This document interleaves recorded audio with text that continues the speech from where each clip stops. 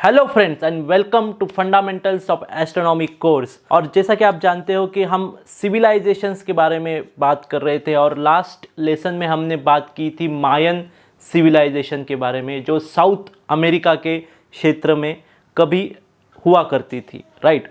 अभी हम इस लेसन में जाएंगे थोड़ी पूर्व की ओर, जहाँ पे हम Middle East, then South Asia and North Asia, ये जो सेक्टर है पूर्व की ओर, वहाँ कौन सी सिविलाइजेशंस थी वो देखेंगे।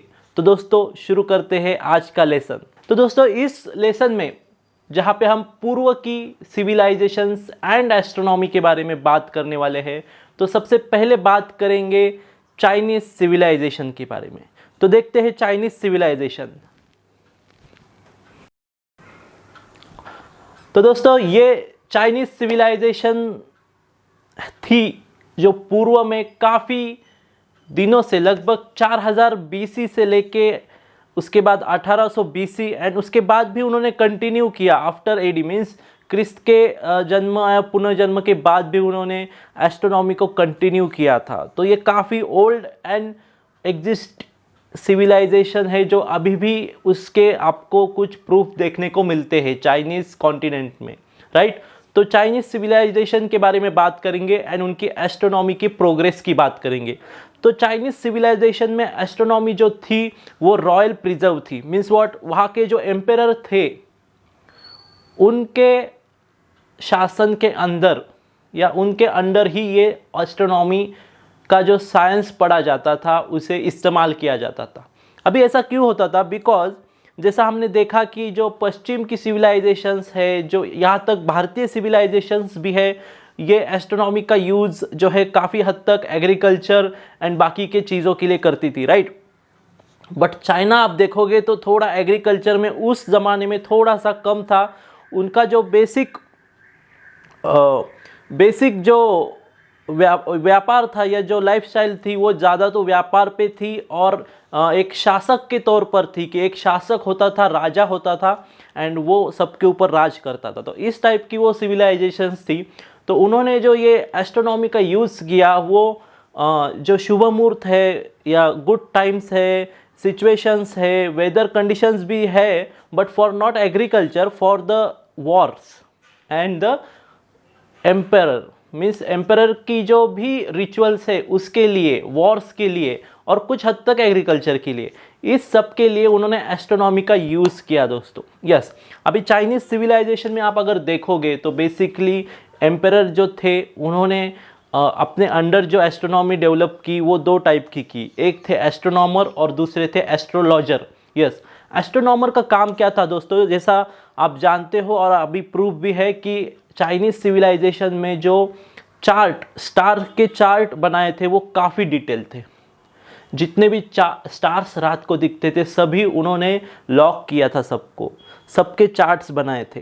तो ये जो चार्ट्स बनाने का, रिकॉर्ड रखने का, time wise, situation wise, position wise, ये जो काम थे ये एस्ट्रोनॉमर करते थे by using their techniques, by using their devices and उनको इंटरप्रेट करना, उनके मतलब निकालना, उनका मीनिंग निकालना, इसका जो काम था ये एस्ट्रोलॉजर्स करते थे एम्पेरर के लिए कि ये स्टार अगर यहाँ हुआ तो क्या हो सकता है, ये इवेंट हुआ तो क्या हो सकता है। इस चीज़ों का जो इंटरप्रिटेशन होता है एस्ट्रोनॉमिकल, उसका काम एस्ट्रोलॉजर करते थे and there interpretation use by emperor, कि एम्पेरर उनका इंटरप्रिटेशन यूज़ करते थे वॉर शुरू करने के लिए, एम्पेरर के रिचुअल्स फॉलो करने के लिए, यहाँ तक कि एग्रीकल्चर के कुछ प्रोसेस को स्टार्ट करने के लिए भी एस्ट्रोलॉजर का इनपुट लिया जाता था।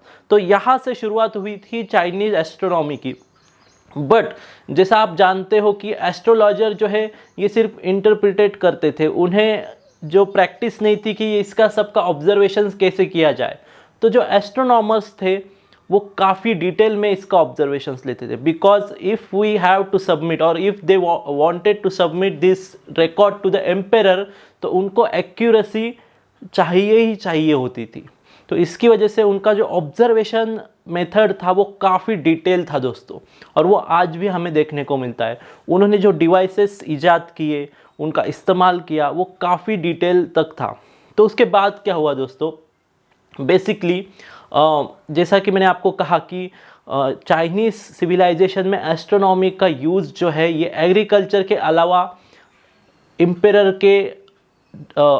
को जो शुभ मुहूर्त है, गुडविल है, ये सब इसके लिए किया गया। बाद में इसी को जोड़ा गया ह्यूमन लाइफ के साथ कि अगर ये पोजीशन स्टार की ऐसी होगी तो लाइफ ऐसा होगा, ये वगैरह। तो इसी का कन्वर्जन बाद में ज़ोडिएक साइन में हुआ। यस, जो इंटरप्रेटर थे, जो एस्ट्रोलॉजर्स थे, वो उनको जो नॉलेज मिला था ये इंटरप्रिटेशन का, वो उसका यूज़ करके कॉमन पीपल्स के लाइफ के प्रिडिक्शन करने लगे, जिसे हम फोरटेलिंग भी कहते हैं। तो इसके चलते ज़ोडिएक साइन की सिस्टम वहाँ पे डेवलप हुई। 12 ज़ोडिएक साइंस की सिस्टम वहाँ पे डेवलप हुई। उसमें से उनके ज़ोडिएक साइंस थोड़े डिफरेंट थे, but they are combined with the lunar solar type की। लूनार एंड सोलार दोनों साइकिल्स के ऊपर वो डिपेंड थे। उन्होंने पूरे साल को 4 क्वार्टर में डिवाइड किया। हर क्वार्टर के अपने अपने सिम्बॉल्स थे। उन्होंने आगे जाके उस सिम्बॉल्स को एम्पायर्स के साथ कैसा कनेक्ट किया, ये अलग स्टोरी है दोस्तों, क्योंकि एम्पायर या उनका जो साम्राज्य है चाइनीज़ सिविलाइजेशन का और एस्ट्रोनॉमी का बहुत ताल्लुक था। Yes, they also use the Ursa Major. Ursa Major constellation जो है उसका इस्तेमाल वेदर प्रिडिक्शन के लिए करते थे। आपको पता है कि चाइनीज़ कॉन्टिनेंट जो है ये काफ़ी हद तक नॉर्थ हेमिस्फीयर में आता है। तो नॉर्थ हेमिस्फीयर में उर्सा मेजर जो है साल के ऑलमोस्ट 95% डेज में दिखती है। यस, ऑलमोस्ट 95% डेज में चाइनीज़ सिविलाइजेशन चाइनीज़ कॉन्टिनेंट में उर्सा मेजर दिखती है, और उसका यूज़ वेदर प्रिडिक्शन के लिए कि अगर ये उर्सा मेजर इस कंडीशन में होगी तो वेदर कैसा होगा, ये करने के लिए वो किया करते थे दोस्तों।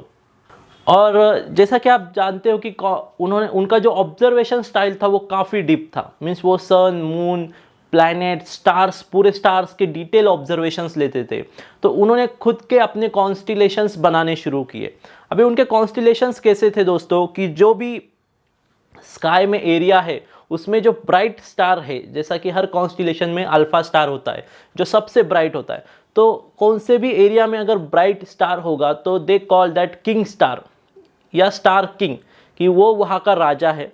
एंड उसके इर्द गिर्द जो बाकी के तारे दिखते हैं प्रिंस कहा करते थे उसे। तो इस तरह मिला के उनकी खुद की अपनी कॉन्स्टिलेशंस बनाई। अभी तक जो हमें रिकॉर्ड मिले हैं चाइनीज़ कॉन्स्टिलेशंस जो है पूरी कॉन्स्टिलेशंस जो है 123 कॉन्स्टिलेशंस है दोस्तों।